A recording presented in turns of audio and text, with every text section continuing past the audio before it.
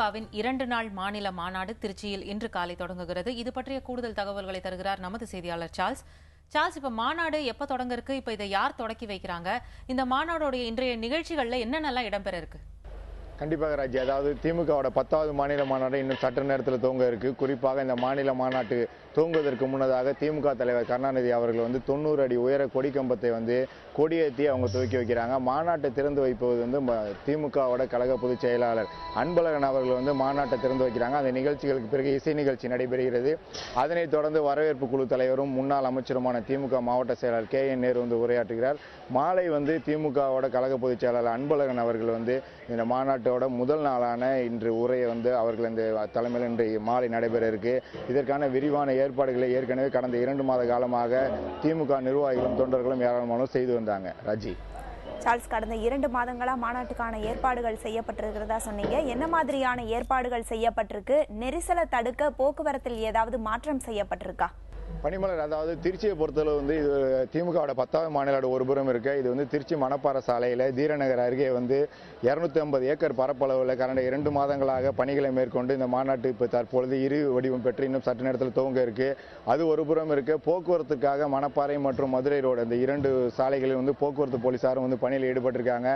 போக்குவரத்து மாற்றங்களும் செய்யப்பட்டுள்ளது. இந்த மாநாட்டுக்கு வருவதற்காக மொத்தம் 3 பிரதான சாலைகளை மாநாட்டுக்கு உள்ளே தனியாக திமுக நிர்வாகிகள் அமைத்திருக்காங்க.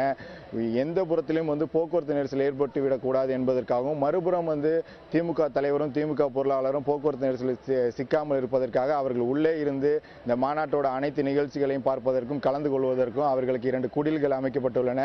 இதேபோல் மாநாட்டோட முகப்பு தோற்றம் என்று பார்க்கும்போது டெல்லியின் செங்கோட்டை வடிவிலும் இந்த பாராளுமன்ற தோட்ட வடிவில் அந்த மாநாட்டோட விழா மேடை எனது பின்புறம் இருக்கிற அந்த தோற்றமும் அமைக்கப்பட்டிருக்கு.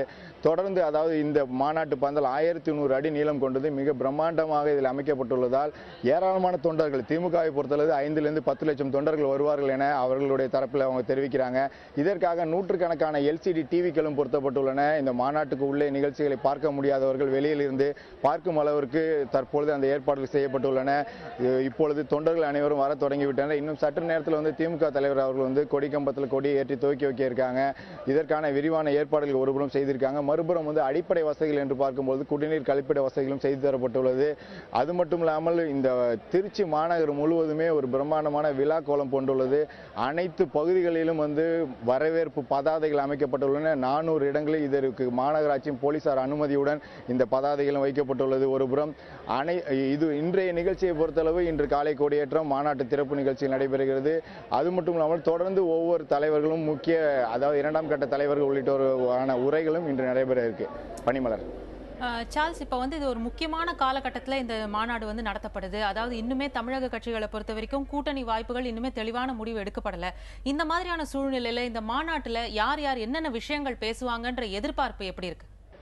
ராஜி, அதாவது நீங்க ஏற்கனவே சொன்னது போல டெல்லியே திருச்சியை நோக்கி இருக்கு என்று சொல்லலாம். ஏன்னா 10 ஆண்டு காலமாக திமுக காங்கிரஸோட கூட்டணியிலிருந்து அவர்கள் ஆட்சியிலிருந்து தற்பொழுது அவங்க இந்த மாநாட்டை நடத்துறாங்க. ஆனால் அவர்கள் நேற்று கூட திமுக தலைவர் அவர்கள் தெரிவித்திருந்தது ஒட்டுமொத்தமாக, அதாவது இதுவரை தமிழகத்தில், அதாவது இந்த பாராளுமன்ற தேர்தலுக்கு எந்தவித கூட்டணி அமையாத பட்சத்தில் இது திமுகவோட திருப்புமுனை மாநாடு என தெரிவிச்சிருக்காங்க.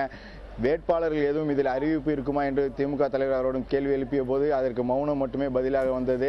ஆனால் இந்த மாநாடு மிகப்பெரிய ஒரு மிரட்சியை ஏற்படுத்தி இருக்கு என்று திமுக MP கனிமொழியும் நேற்று தெரிவித்திருந்தாங்க. பிரம்மாண்டமான ஏற்பாடு, தொண்டர்கள் அனைவரும் உற்சாகத்தோடு இருக்காங்க. இந்த மாநாட்டின் மூலம் பாராளுமன்ற தேர்தலில் ஒரு மிகப்பெரிய ஒரு எழுச்சி திமுகவுக்கு ஏற்படும் ஒருபுறம் இருந்தாலும், மறுபுறம் தமிழகத்தில் ஒரு ஆட்சி மாற்றத்துக்கான அறிகுறி என்றும் திமுக தலைவர் நேற்று செய்தியாளரும் தெரிவித்திருந்தாங்க. முக்கிய தலைவர்களும், அதாவது கூட்டணி கட்சி தலைவர்களை பொறுத்தளவு நாளை அவர்கள் பேச இருக்காங்க. இது இன்று மாநாட்டில் முக்கியமாக இவர்கள் கழக பொதுச் செயலாளர் அன்பழகன் மற்றும் அதாவது திமுக தலைவர்கள், 2ஆம் கட்ட தலைவர்கள் அவருடைய உரையும் இருக்கிறது. திமுகவுக்கு இது ஒரு முக்கியமான மாநாடு. ஏனால் இது ஏற்கனவே தேமுதிக உளுந்தூர்பேட்டையில் இறஞ்சியில் அவர்கள் ஊழல் எதிர்ப்பு மாநாடு நடத்தி மிகப்பெரிய அளவில் பிரம்மாண்டத்தையும் கூட்டத்தையும் அவர்கள் அவங்க காட்டியிருந்தாங்க தேமுதிக சார்பாக. ஆனால் திமுகவை பொறுத்தளவு இது 10வது மாநில மாநாடு. அவர்கள் மிகப்பெரிய ஒரு பிரம்மாண்டத்திற்காக இந்த ஏற்பாடுகளையும் இந்த பாராளுமன்ற தேர்தலை எதிர்நோக்கியே இந்த மாநாடு நடைபெறுவதாகவும் திமுக நிர்வாகிகளும் அரசியல் விமர்சகர்களும் தெரிவிக்கிறாங்க. ராஜி, திருச்சியில தொடங்க இருக்கிற திமுக மாநாடு குறித்த பல்வேறு தகவல்கள் கொடுத்தீங்க. உங்க தகவல்களுக்கு நன்றி சார்ல்ஸ்.